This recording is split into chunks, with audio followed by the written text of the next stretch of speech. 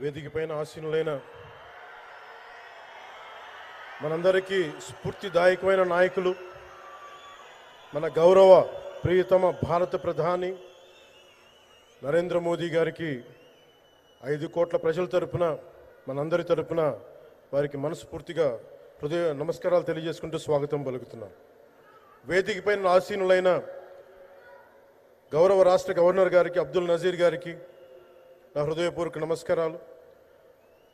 రాష్ట్రాన్ని ఒక తరం కాదు, ఒక ఎన్నికలు కాదు, 5 సంవత్సరాలుగా ఒక తరం కోసం ఆలోచించే నాయకులు శ్రీ గౌరవ ముఖ్యమంత్రి శ్రీ నారా చంద్రబాబు నాయుడు గారికి హృదయపూర్వక నమస్కారాలు.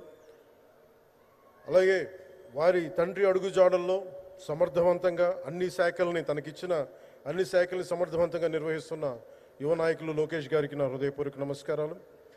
వేదికపైన ఆసీనులైన కేంద్ర మంత్రివర్యులందరికీ, సహచర మంత్రివర్గ సభ్యులకి, ఇక్కడికి విచ్చేసిన శాసనసభ్యులందరికీ పేరు పేరు నా హృదయపూర్వక నమస్కారాలు. ఇక్కడికి విచ్చేసిన జనసేన నాయకులకి, తెలుగుదేశం నాయకులకి, భారతీయ జనతా పార్టీ నాయకులకి, ప్రతి ఒక్కరికి పేరు పేరున నా హృదయపూర్వక నమస్కారం. మనకి ప్రధానమంత్రి గారిని ఒకటే ఒక పదంతో పిలుస్తాం, కర్మయోగి. ఏ ఫలితాలు ఆశించకుండా దేశ సేవే పరమావధిగా ఆయన ఆలోచిస్తూ, ఎలాంటి లాభాపేక్ష లేకుండా కేవలం ధర్మాన్ని పట్టుకొని డ్యూటీని, కర్మని ఏమాత్రం ఆశించకుండా చేస్తున్న అలాంటి వ్యక్తి మనం ఈ సమయంలో ఈ తరానికి వారు దిశానిర్దేశం చేసే విధంగా ప్రధానమంత్రి స్థాయిలో ఉండటం మనందరం చేసుకున్న అదృష్టం. One who performs duty with truth, righteousness and discipline without attachment to results and dedicates action to the protection of the motherland attains eternal glory. The statement perfectly describes Honorable Prime Minister Shri Narendra Modi ji. Our Honorable Prime Minister Shri Narendra Modi ji is not just leading a government. ఆయన ప్రభుత్వాన్ని ఒకటే నడపట్లేదు, 2 తరాల్ని నడుపుతూ ఒక alpha రాబోయే ఇప్పుడు పుట్టిన బిడ్డలకి దిశానిర్దేశం చేస్తున్నారు. అలాంటి మన ఆత్మనిర్భర్ భారత్ ఎవరి మీద ఆధారపడకుండా దేశం తలెత్తి చూసేలాగా మేము సేవకులం కాదు, మేము భాగస్వామ్యం వహిస్తాం.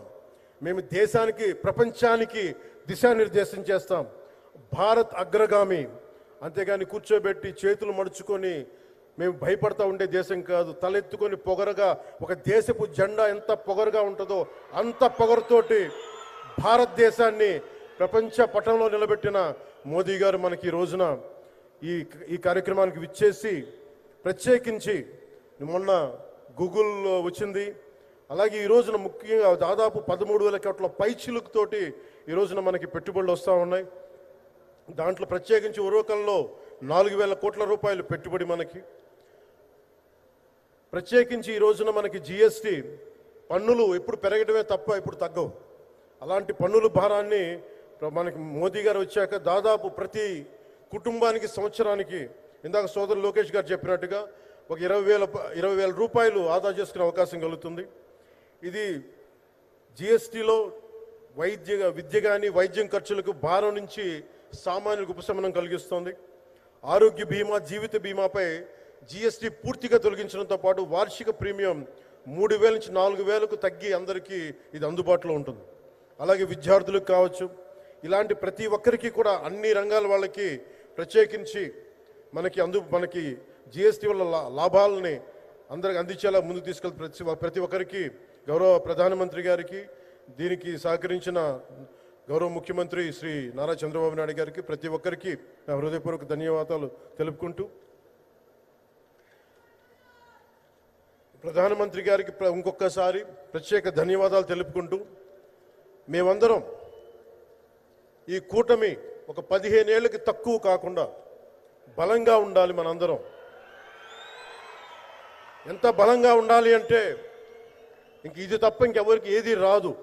ఇబ్బందులున్నా ఉన్నా తట్టుకొని నిలబడి, ఎందుకంటే ఈ రోజున ప్రధానమంత్రి గారు మనకు వచ్చి అండగా ఉన్నారంటే ఈ పెట్టుబడులను కానీ, ఈ నమ్మకాన్ని కానీ ఎటు మాత్రం సడలించకుండా మేము ముందుకెళ్తామని మీ అందరికీ తెలియజేసుకుంటూ, అందరం సమిష్టిగా పనిచేస్తాం. ప్రధానమంత్రి గారి నాయకత్వంలో గౌరవ ముఖ్యమంత్రి నారా చంద్రబాబు నాయుడు గారి స్ఫూర్తితోటి ఆ నాయకత్వంతో ముందుకెళ్తాం. మేమందరం మీ ఆకాంక్షల్ని, వచ్చే తరం ఆకాంక్షల్ని ముందుకు తీసుకెళ్తామని తెలియజేసుకుంటూ సెలవు తీసుకున్నాను. జై భారత్, జై హింద్.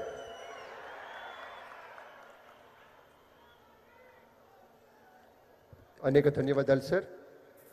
ప్రజాసేవే పరమోన్నత ధర్మమని నమ్మి ఆ మార్గంలో నిబద్ధతతో గౌరవ నరేంద్ర మోదీ గారి నాయకత్వంలో అభివృద్ధే పరమావధిగా పనిచేస్తున్న గౌరవ కేంద్ర మంత్రివర్యులు శ్రీ భూపతిరాజు శ్రీనివాస వర్మ గారిని మాట్లాడవలసిందిగా ప్రార్థన.